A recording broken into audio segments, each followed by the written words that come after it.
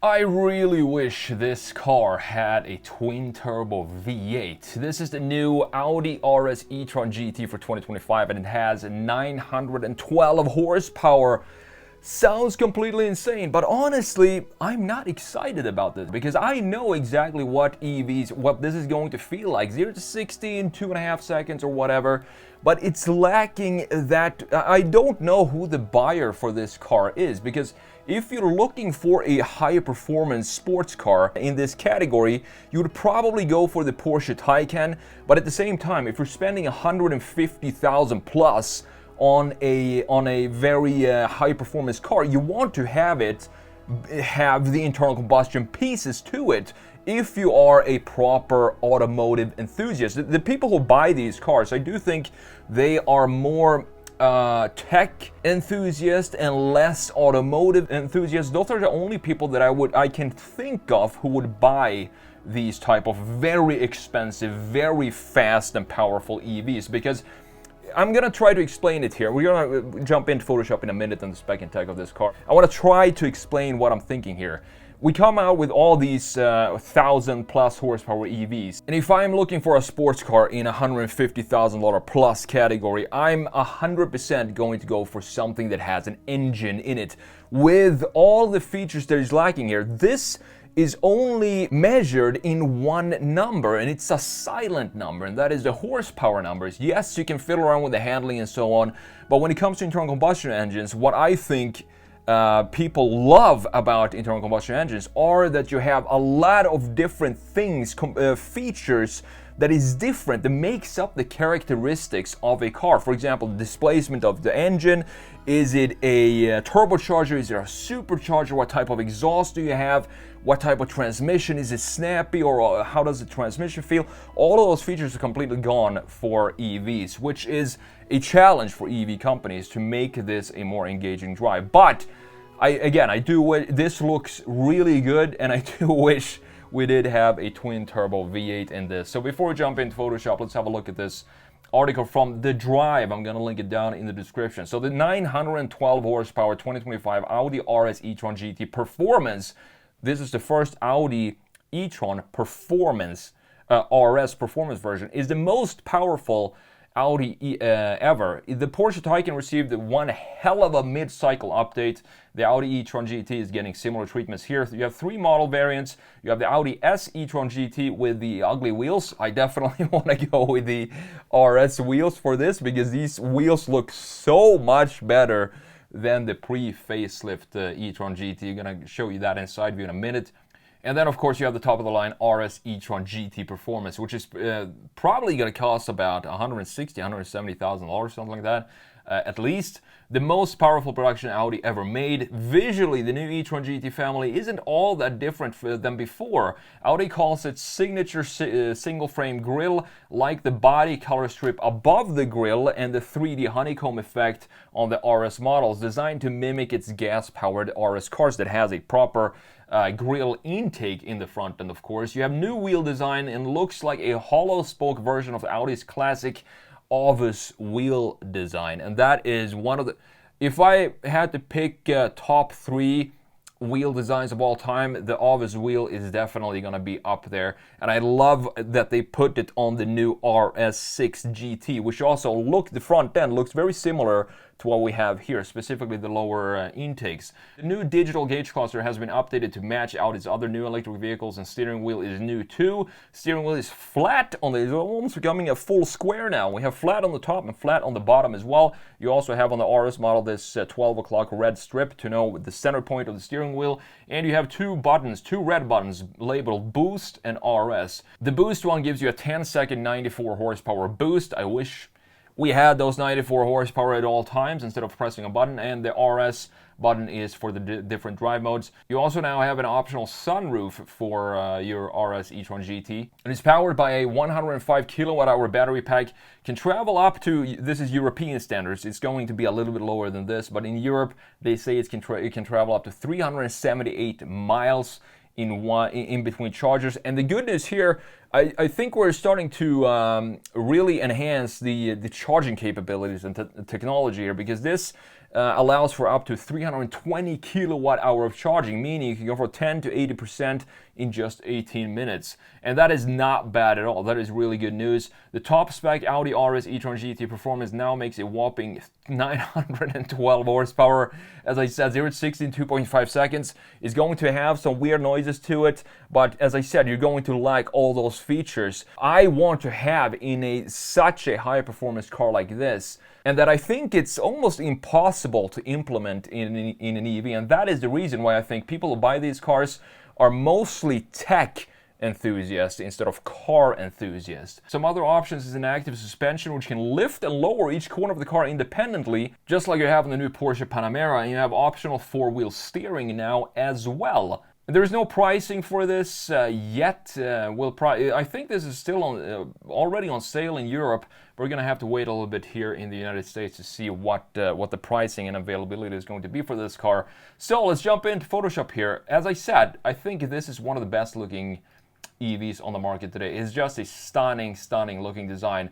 Planted, the stance is right there, sumo stance in the rear. It looks beefy, and it definitely looks like it could house an internal combustion engine underneath here. I'm not sure why this brush is so thick. Let's bring it down to 9. There we go. So we have this long hood here, and you can see the front end design here. I always thought that the current e-tron GT looks a little bit too messy in the front end. There's a lot going on here.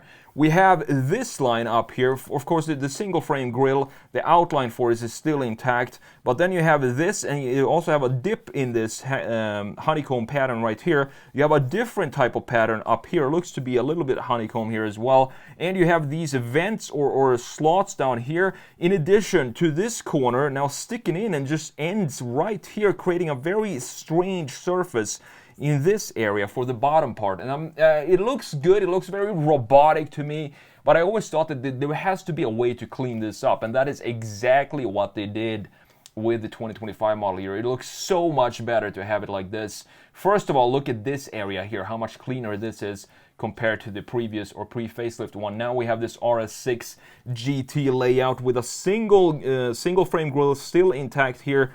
Looks like the honeycomb pattern is also still intact. This internal piece is also still pretty much the same. But the main thing I wanted to change here, specifically this corner right here, it just ends very abruptly and doesn't have a connection to anything. And that is what looks so much better in this design right here. More classic layout for the intake. And these actually look to be maybe, I'm not sure. It looks to be open down here, covered up in this area, and then you have this big plastic piece in this area. But overall, these intakes with this type of outline and layout completely transforms this design and makes it look a little bit more cleaner than what it used to do in the pre-facelift one. Now looking at the side view here, and look at the differences in these wheels.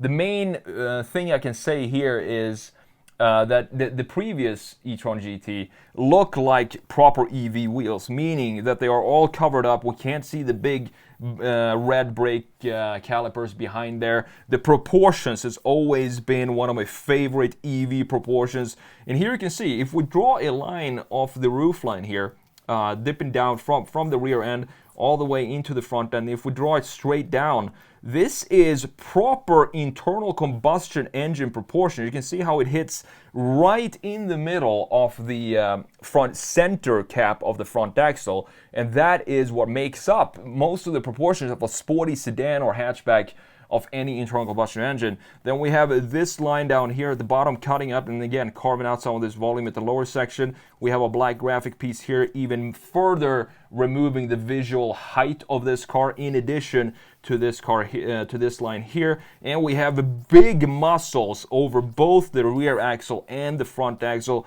I think these are maybe a little bit too pronounced in some way. I do prefer the old the previous generation RS5 line flow that we have in that car. That didn't look too pronounced like we have here. But if you have it in this color, I think it subtles it down a little bit. You can't see that it's actually a chamfer on the very peak of this shoulder line right here. You can see just how thick it is.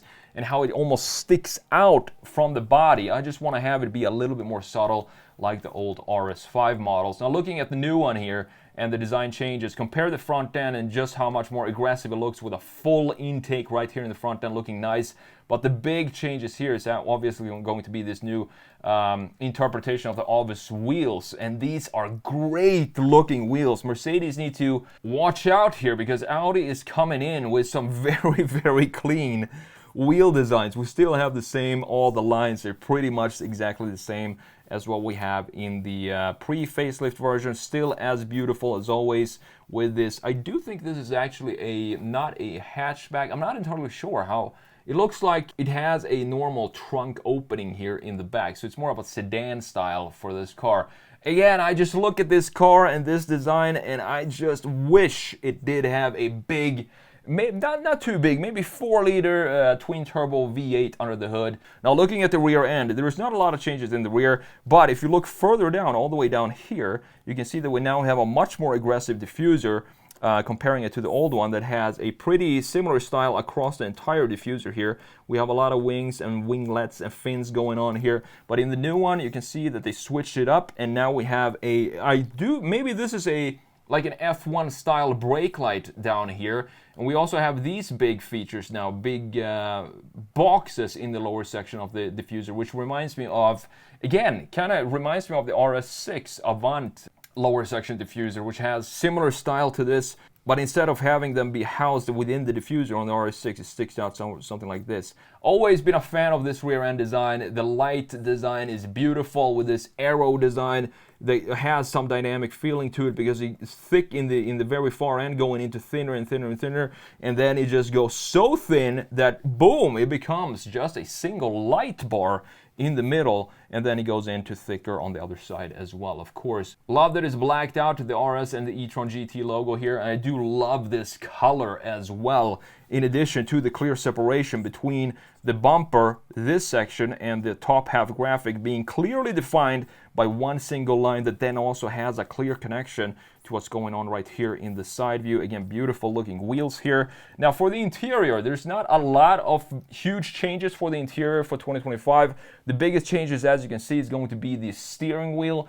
And honestly, I'm not sure I prefer the new, more boxy steering wheel like we have here. We have flat top, flat bottom, and this 12 o'clock little red stripe on top. And here you have the boost and the RS buttons here. It looks a lot more squared out than what we had in the pre-facelift. I think I prefer the old one, honestly, because this has more of a dynamic feel to it and just looks cleaner, more automotive design for me.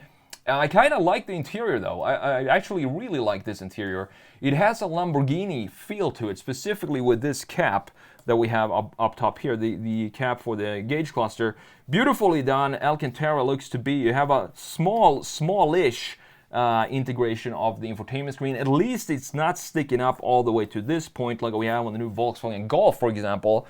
Not sure what Volkswagen was thinking there. And in addition to that, we also have a bunch of physical buttons down here in a 2025 electric top-of-the-line Audi. That tells me something. That tells me that Audi is probably, hopefully at least, going back to some more physical buttons for their cars. A lot more physical buttons down here. The gear selector is located here, 2 cup holders. Beautiful interior overall. The one thing I'm never been a fan of is you can see we have this gloss piano black plastic everywhere in this interior. And if you're paying, what is it, $160,000, $170,000 for this car, I would much rather have an option. Maybe it is an option, I'm not sure, to have all of this gloss black be in some other material, preferably carbon fiber, since this is a high performance car. I'm not sure if this is going to sell well. I know the Porsche Taycan is selling pretty well.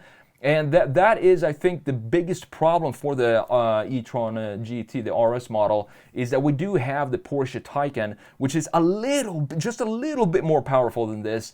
It doesn't really matter the horsepower numbers in that case. But when it comes to the design, I personally I think the Taycan is a great looking car. It has this Porsche DNA to it, but this has this more robotic industrial feel to it. But at the same time, Audi manages to retain the automotive design and vibe in this car. And I do think, again, I don't think a lot of car enthusiasts, automotive enthusiasts are going to buy this. I think this is mainly going to be sold to people who are more into tech and of course are pretty wealthy.